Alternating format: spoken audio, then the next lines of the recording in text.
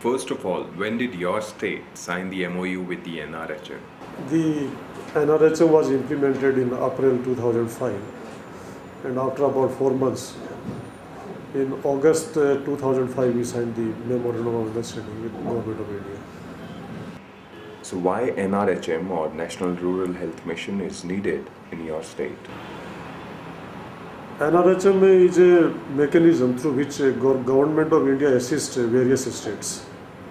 The states have been divided into 2 categories: focus states and non-focus.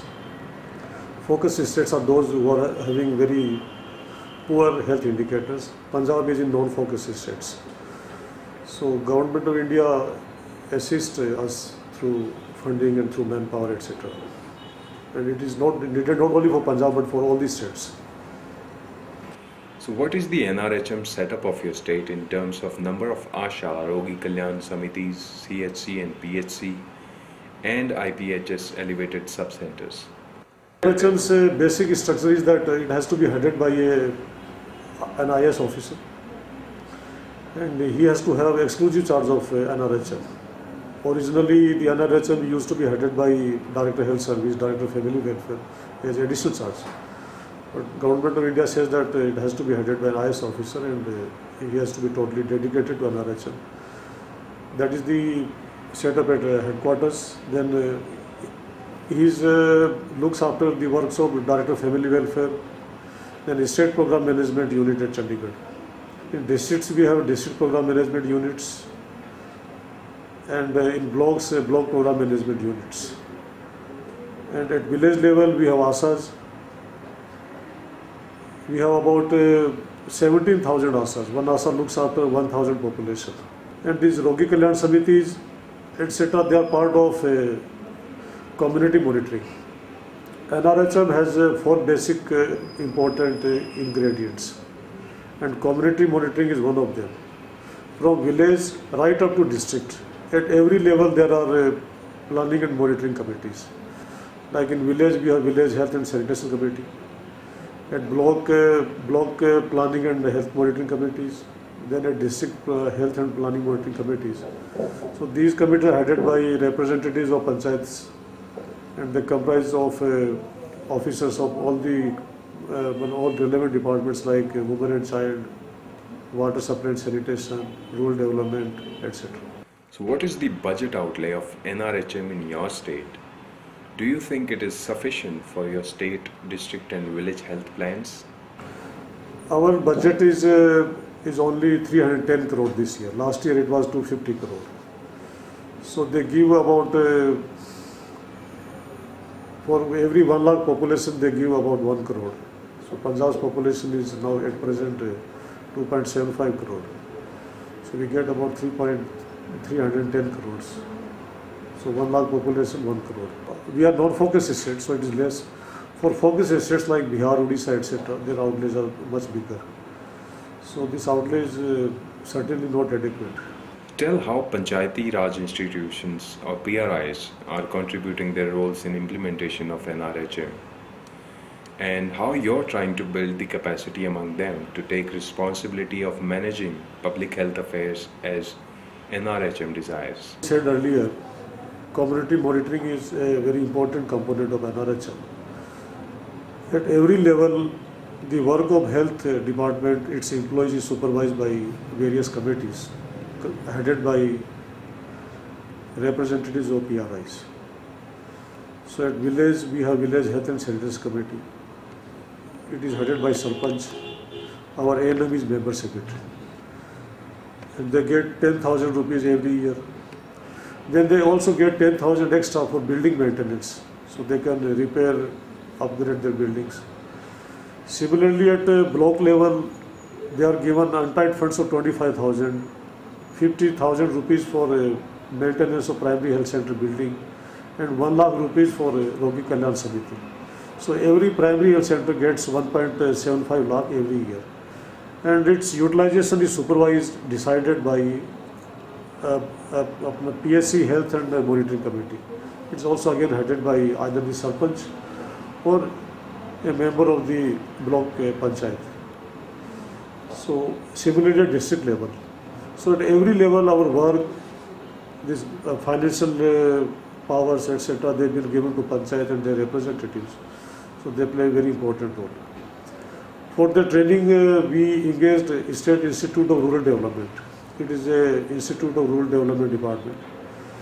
And we gave them rupees 60 lakh in 2009 for training all the members of these Rogi Kalyan Samitis, planning and health monitoring committees, village health sanitation committees and sarpanches. This year we are again giving them 90 lakh. So every year or so, we are giving adequate funds to these bodies for upgrading their skills and etc. Asha is an agent of public awareness in NRHM about health services rendered by a health department in rural areas.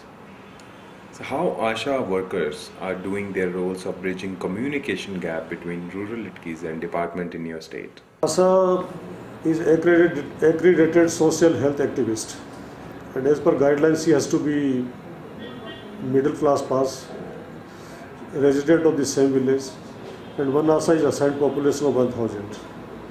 So in one sub-center there is a population of 5000. Under one sub-center we have about 4, 5 or maybe 6 ASAs. Now their role is very important. They are not a regular employee and they don't get any honorarium or stipend, nothing of that kind. Their incentives are dependent upon the work done by them. Like for example, if they bring a pregnant woman to sub-center for registration, they get 200 rupees. If they take that woman to a hospital for institutional delivery, they are given another rupees 200. And for every vaccination for infants, children, etc., they get rupees 50 per vaccination, per immunization schedule. So we appointed these ASAs in February 2008. At that time, most of the people thought that they are going to be regular government employees, if not today, in near future. So a lot of undesirable, unenthusiastic workers were appointed as ASAs. Now we are monitoring their the work done by them. ASAs who are not performing, their services are being terminated. And only those ASAs, only those women, girls who are willing to work, they are being appointed as ASAs. But in Punjab, the main problem is that we are non-focus state. So the incentive level for our ASAs is much less as compared to the incentive level of ASAs for focus states like Odisha, Bihar, Madhya Pradesh. So even if the ASA were to work in full capacity and with full enthusiasm, an ASA of Punjab cannot earn more than rupees 2500 per month. So that is not adequate. Unlike ASAs of Bihar, Odisha, etc., where the incentive level is much higher, they get about 4500, 5500 per month. So we have been requesting Government of India that at this level these ASAs will not stay with us, and their incentive structure should be revised. So what quantitative and qualitative change in rural health service delivery has come after implementation of NRHM in your state? NRHM has been a boon to the state of Punjab. This sector was completely neglected during the last 10 years. No recruitment of doctors, no recruitment of paramedics. NRHM's requirement is that the resources received from the Government of India will be matched by the state government. Secondly, there has been a demarcation of posts. Certain posts can be filled up under NRHM, and other posts will have to be filled up by the state governments. If we do not fill up the posts which are meant for state quota, then we do not get NRHM funds. So we had to recruit a large number of doctors, nurses, other paramedics. Now nearly all the posts have been filled up, and that is only because of NRHM. Under NRHM, we have recruited 1500 nurses, 1700 ANMs, about 300 doctors. So during last 2.5 years, we have been able to recruit more than 1000 doctors, both from NRHM and state, and more than 3500 paramedics. So now all the hospitals are fully manned. Then, as I told you earlier, we have been getting untied funds and building maintenance funds under NRHM. So the conditions of buildings is much better. Thirdly, there's a considerable decentralization of the NRHM.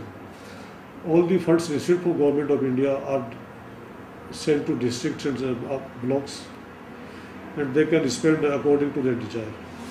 So now there is no shortage of either manpower, equipment or medicines. Our institutional deliveries have more than doubled during the last 2 years. Their figure was 44,000 in 2008. In 2009 it was 67,000. No, in 2008 in 2007. In 2008 it was 67,000, 2009 88,000, and this year 1,20,000 deliveries will be taking place in the hospitals. So that is the level of improvement. So how your organization work to make awareness of Charter of Patients' Rights amongst its users in ruralities? Like NRHM is mainly meant for sub-centers and primary health centers. 80% of the budget goes there. So at sub-center level, we have trained all the NMs, all ASAs, Sarpanches, and have explained what kind of services would be available at the sub-centers and primary health centers. Then we also printed calendar-size posters giving details of the services, equipment which should be available at the sub-center and primary health centers. So any client or any pregnant woman or child, their parents, they can see what services should be available here. And if they are not available, they can always represent to the higher authorities. Thank you.